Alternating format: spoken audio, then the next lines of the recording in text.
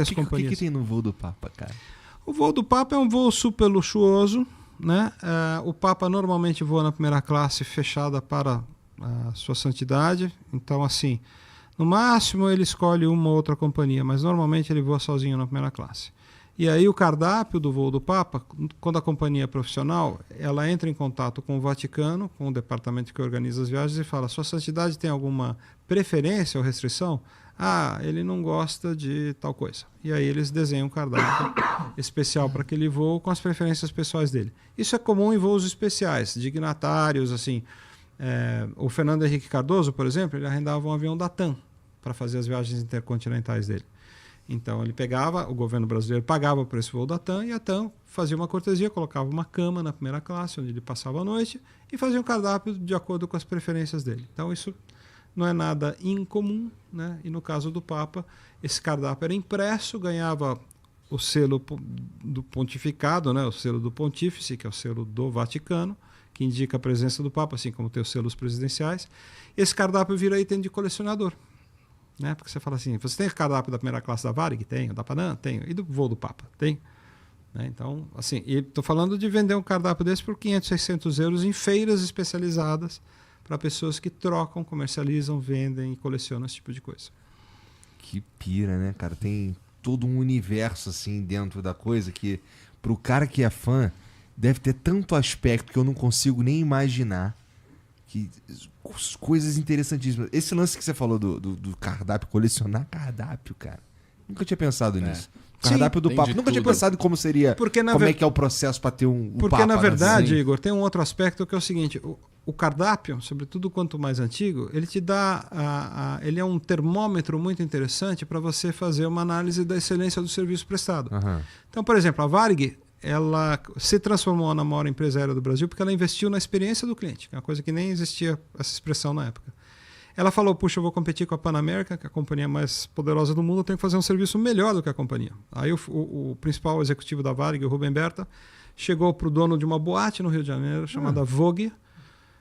Era um austríaco chamado Barão von Stuckart. Ele gostava da comida do restaurante e falou, cara, vocês fariam a comida dos nossos voos para Nova York? O Barão falou, claro.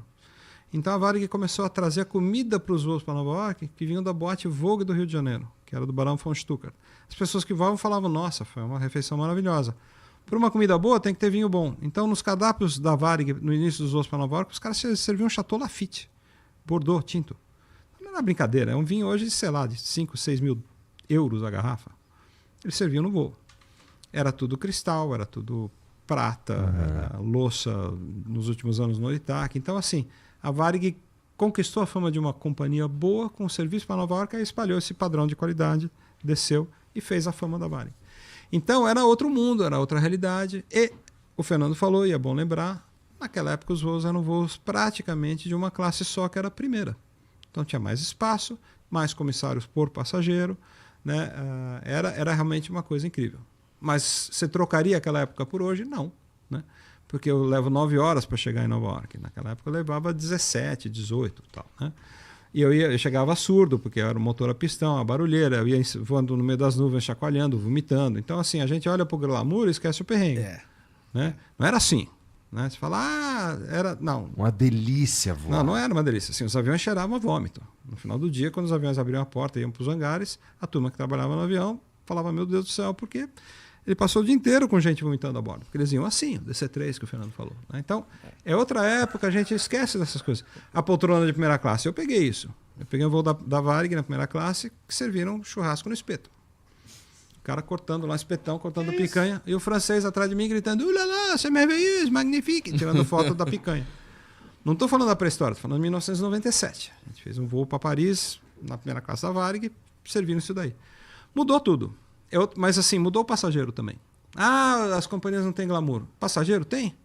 O cara que entra de chinelo, de sandália, de jogue, naquela época você colocava gravata para voar. As mulheres iam de taieira. Era um evento, né? Era um evento, sim, né? E naquela época as pessoas tinham o dom da conversação, de conversar, de puxar o papo. É por isso que o Electra tinha o lounge. O lounge, atrás, né? Enfim. Então, assim, era outro mundo. Então você fala, a Varig tinha que voltar. Não, a Varig não vai voltar. Aquela aviação não vai voltar, aquelas pessoas não vão voltar. E as regras o mundo da não vai aviação voltar. atuais também nem permitem isso. A aviação, imagina, você tem um espeto com uma faca no avião, isso não existe existe hoje. Não, é impossível isso acontecer dessa forma. Você cortar um churrasco no passageiro, dá uma turbulência, a faca escapa, cai na cabeça do cara. Não... Então, as regras atuais da aviação, elas não encaixam mais. Mas tinha coisas legais, né? A Transbrasil, ela servia feijoada a bordo. Servia feijoada. Quarta e sábado você embarcava e lá na Flap vocês têm eu já vi lá o cardápio com a foda da feijoada. Eu comi muita feijoada a bordo de avião da Transbrasil. Então, assim, era outro mundo, eram outras companhias, era uma outra realidade, era uma outra realidade de preço. E por incrível que pareça, o pessoal fala do que não sabe, né? Fala, vá no Brasil, tá muito caro. Eu também acho que tá caro. Mas, na média, computado a inflação, enfim, computados todos os fatores econômicos, a aviação brasileira nos últimos anos chegou a ser 50%, computado todos esses fatores econômicos, né? Fazendo essa média, esse cálculo, não em valores absolutos, porque tem inflação, um monte de coisa. Mas a aviação, o preço da passagem, na média no Brasil, caiu a metade do que era há 25 anos atrás. Então, há 25 anos atrás, você tinha 20 milhões de viagens por ano no Brasil. Hoje você tem 100. Então, ainda que as pessoas falem, pô, R$2.000 para voar para o Rio de Janeiro, né? Eu acho caro. Mas aí, se você passa isso para dólar, fala, pô, dá $400. Bom, mas nós estamos no Brasil, ganhamos em real, não ganhamos em dólar. Mas a aviação é em dólar. Mas a aviação é em dólar. Então, a peça de reposição, o motor, o treinamento do piloto, o cap, enfim, tudo em dólar. Então, não tem como, né? O dólar está muito caro. E aí o pessoal reclama que não tem comida mais, não tem aquele glamour tal em voos nacionais. Mas sim, eu já vi gente falar que uma azeitona não faz diferença. É só você fazer a conta, né? É uma azeitona por refeição, por voo multiplicado. Então, por no 75 milhões de passageiros, quanto custam 75 milhões de azeitonas? Exatamente. Então, tudo faz diferença. O amendoim faz diferença. Claro que as companhias aéreas, cada vez mais, elas precisam, né, por conta da concorrência também, oferecer essa experiência ao cliente. Então, quando uma companhia aérea faz uma pintura especial, serve alguma coisa diferente, faz uma campanha, tudo isso é pensando, né, em atrair novos clientes. Em vez de voar naquela companhia, você vai voar na minha companhia. Mas tudo é custo. E para as companhias aéreas que a conta não fecha, um amendoim sim faz diferença. Não precisa ser que nem o filme dos Minions, né? Que essa aqui é um amendoim, ele tira um amendoim e dá para o passageiro. Mas claro que você tem também que oferecer comida a bordo por conta de tempo de voo. Eu acredito que dificilmente a gente vai ver um voo internacional sem servir refeição a bordo por conta do tempo que o passageiro está lá dentro do avião, o cara tem que comer. Mas é tudo no limite do custo para a conta tentar fechar ou ficar mais próximo de menos prejuízo, né? A aviação comercial, infelizmente, é assim. Tem essa tudo na ponta do lápis, principalmente como o Wanda falou, dentro do Brasil, que o custo do Brasil é altíssimo, né? Fica muito mais difícil. Mas mesmo fora, eu nasci em 1964, a primeira vez que eu andei de avião foi em 79, com 15 anos. E eu lembro que a gente fez uma viagem para a Europa, naquele padrão, né? 10 dias, 22 países, né? Mas enfim... Mas eu lembro assim que meu pai chegou em casa e comemorou o fato de que ele conseguiu comprar 4 passagens econômicas. Porque realmente era comparados os preços, assim, comprar as passagens já era mais da metade do custo da viagem. Então a turma reclama do custo hoje, ok, mas volta o relógio para aquela época. Mas a aviação está muito mais acessível. Muito hoje. mais. Muito a gente mais está com 100. Podia ser 250 milhões de passageiros por ano no Brasil, tá? Com um pouco de boa vontade, um pouco de inteligência das autoridades brasileiras. A gente podia passar de 100 para 250 milhões de passageiros ano, sem muito esforço. Aí não ia ter infraestrutura, ok, a gente ia ter que fazer um investimento global, pensar nisso de maneira geral. Todo dono de companhia sabe que o jeito de ficar rico, ganhar dinheiro e fazer a empresa progredir é reduzindo o custo unitário da passagem. Reduz o preço da passagem que mais gente vai comprar. Os donos não deixam de reduzir o custo por ganância, é porque não dá. O Brasil tem uma base de custo que faz com que o mínimo que você pode cobrar para não perder dinheiro seja mais elevado do que os donos gostariam. Eles não são idiotas. E dá prejuízo. Né? E ainda assim você fica... Mas e outra coisa, você fala assim... Não, só para concluir. Tem uma coisa assim que você fala... Tá, esse é um problema do Brasil? Vou te dar uma informação, Igor. É informação, não é chute, tá? Antes da pandemia, a margem histórica da aviação comercial mundial, de quando decolou o primeiro voo em 1908 da DeLag, foi a primeira companhia aérea comercial da história, uma empresa alemã que voava dirigíveis e os Zeppelins, foi a primeira empresa aérea da história, antecessora da Lufthansa, a DeLag. Do primeiro voo da DeLag ao último voo que está pousando agora em Congonhas, antes da pandemia, a margem histórica da aviação era de 0,5% negativo. Ou seja, de cada 100 unidades monetárias, R$100, que as companhias aéreas vendiam no mundo todo, o resultado econômico financeiro para as companhias era perder 50 centavos. Então, se um setor trabalhou praticamente quase mais do que 100 anos e não aprendeu a ganhar dinheiro, tem alguma coisa errada aí, né?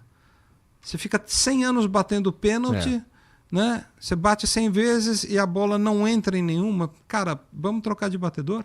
Não, é porque o setor é inerentemente difícil. Você não controla mais da metade dos teus custos, não tem a menor maneira de controlar. Você está passivo de enfrentar coisas não previstas. Guerras, problemas geográficos, físicos, erupção de um vulcão, alagamento e fechamento de aeroporto. Né? Isso não cabe em business plan nenhum de companhia aérea. Não dá para prever tudo isso. A maxi desvalorização de moeda, um ditador que assume, fecha um aeroporto, uma região, um poder, estoura a guerra na Ucrânia, você tem que desviar, não pode passar por cima. Não há oráculo, não há bola de cristal que consiga prever tudo isso. Então, como você está numa indústria em que você não tem como prever, não tem como controlar mais de 50% dos custos, e ainda por cima, né, você tem ciclos muito longos, né, entre aquisição e recebimento do produto, vamos dizer que a gente vai montar um restaurante, eu e você, vamos abrir uma churrascaria, porque eu já sei que você não gosta de peixe. Então eu vou amanhã no Ceasa, no Ceagesp, e eu compro 20 quilos de carne e à noite eu estou servindo. Você não compra um avião assim. Você compra um avião hoje para receber ele daqui a 8 anos. Você não sabe o que vai acontecer com a tua moeda, com a moeda do país que vendeu, se você vai passar por choques econômicos, por planos. E assim, esses ciclos são longos. Então, assim, é uma profissão de fé. E isso você está falando do macro do negócio, mas também tem o dia a dia, né? Atrasos de voo por problemas meteorológicos ou alguma coisa que aconteceu no aeroporto, e aí entra na questão do Brasil, que é o país que mais se processa as companhias aéreas. Então, o cara está num voo, vamos supor, de São Paulo para o Rio de Janeiro. O voo aqui não saiu porque Santos Dumont fechou por conta de clima, de meteorologia, alguma coisa assim. Aí o cara vai e processa a companhia porque o voo dele atrasou. Igor, é o único país do mundo em que um fechamento meteorológico passa a ser responsabilidade da companhia aérea. Ou seja, é uma variável completamente fora do controle de qualquer pessoa. Então, né? Curitiba está fechada por nevoeiro. É a companhia aérea que tem que morrer com o hotel, com a refeição, com a acomodação. No mundo inteiro, todo mundo olha e fala, fechou, nevoeiro, fechou, neve, fechou, chuva, está fechado. No Brasil, quem paga essa conta é a companhia aérea. Isso, de uma certa maneira, vai ser repassado para o custo das passagens. Agora, você multiplica isso por dezenas, centenas de ocorrências por ano, como é que você vai cobrar barato? Completamente. Por isso que você sabe qual que é a melhor maneira de alguém se tornar milionário? Entra bilionário na aviação. Entra bilionário na aviação, você vai ficar milionário, porque alguém tem que bancar isso. A conta que não fecha, alguém tem que... Porque a aviação, ela é extremamente necessária. Você não pode, por conta disso, não fecha os custos, é muito caro, então vamos parar de voar. O mundo para. Tá aí é o período de pandemia para dizer, né, que parou-se de transportar passageiros, até aviões de passageiros passaram a transportar carga em cima de assento de passageiros. Vacina, né? Vacina, insumos, tudo. Agora, o que aconteceu no Rio Grande do Sul foi a maior operação aérea de união de aviadores. Tu estava bem no meio disso, né? Eu estava bem no meio, eu estava bem envolvido nisso. Só da minha parte, fora dezenas de colegas aí que ajudaram, só da minha parte nós viabilizamos mais de 20 aviões. A gente fez uma vaquinha, arrecadou mais de 150 mil reais para pagar combustível de avião, ligando para tudo quanto é empresário que a gente tinha acesso para disponibilizar aviões. Então, o Rio Grande do Sul, no início, principalmente na primeira semana do caos, ele foi salvo por conta da aviação, porque as coisas chegavam por aviões, porque por estrada não chegava, não tinha o que fazer, né? Então, isso é no mundo inteiro e a pandemia mostrou isso. Os aviões eles passaram a ser utilizados para transportar insumos, cargas e tudo quanto é coisa. Então, mesmo que você não transporte pessoas, né, no caso de pandemia que ninguém podia sair de casa, as coisas têm que chegar. O mundo para se os aviões pararem de voar. E a carga, inclusive, uma coisa positiva para as companhias aéreas, porque é algo que dá mais lucro do que transportar passageiros, né? Mas você precisa transportar, não tem como, né? Então, você imagina, você tem uma indústria que não se paga, mas ela é extremamente necessária, né? Então, tem que acontecer.